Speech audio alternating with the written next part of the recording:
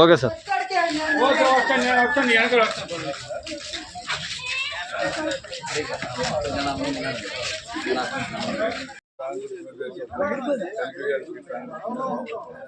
బెదర్ చెప్పు.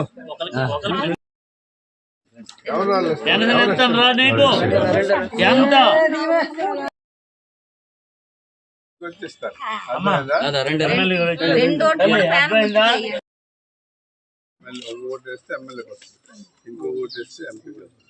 ఒకేసారి ఒకదాని తర్వాత ఒకటి ఇస్తారు.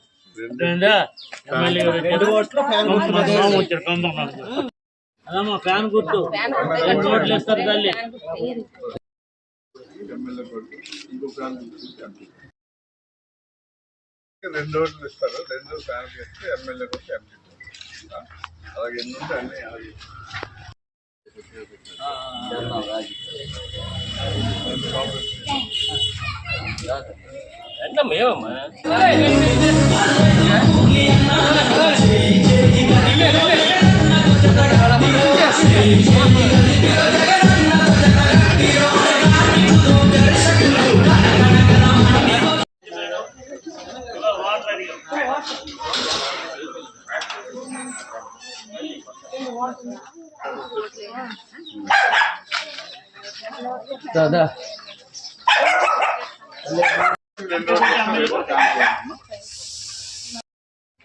రాష్ట్ర వ్యాప్తంగా ఊపందుతుంది.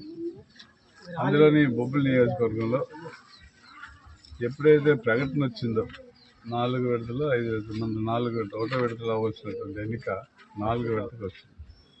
అది కూడా మరి తెలుగుదేశం, జనసేన, బీజేపీ కూటమి ఫలితంగానే 1 విడతలు అయిపోవాల్సిన ఎలక్షన్ 4వ విడతకి మన ఆంధ్రప్రదేశ్కి వచ్చింది. సో ఏది ఏమైనప్పుడు కూడా ఎన్నికల తాలూకా నిబంధనల మేరకు కానీ అధికారుల తాలూకా ప్రకటన ఎవరు కూడా పాటించవలసింది. ఈరోజు గ్రామీణ ప్రాంతం వెళ్ళా, పట్టణ ప్రాంతంలో వార్డులకు వెళ్ళా, బ్రహ్మాండమైనటువంటి ప్రజాదరణ వైసీపీ ప్రభుత్వాన్ని గెలిపించుకోవాలని వారి అభ్యర్థులైనటువంటి ఎమ్మెల్యేని చెమ్మంగి వెంకట చిన్నప్పని అలాగే ఎంపీ గారిని బెల్లాని చంద్రశేఖర్ గారిని గెలిపించుకోవాలని ఇవాళ ప్రతి ఓటర్ కూడా ముందుకు వచ్చి మరి చెప్తున్నారు. కొంతమంది అయితే మేము ఈ ప్రభుత్వం ద్వారా ఎన్నో లబ్ధులు పొందాం మా కుటుంబం, ఆయనకి కాకపోతే ఇంకెవరికి వేస్తాం ఓట్లని కూడా మన తిరిగి మాకు ప్రశ్నించేటువంటి పరిస్థితి. కాబట్టి ఎన్ని పుకార్లున్నా ఎన్ని బోకర్లు ఎన్ని మాట్లాడినా అల్టిమేట్గా బొబ్బిల్లో వైసీపీ విజయం ఖాయం. సుమారు 15 నుండి 20 వేల మెజార్టీతో తెలుస్తుంది.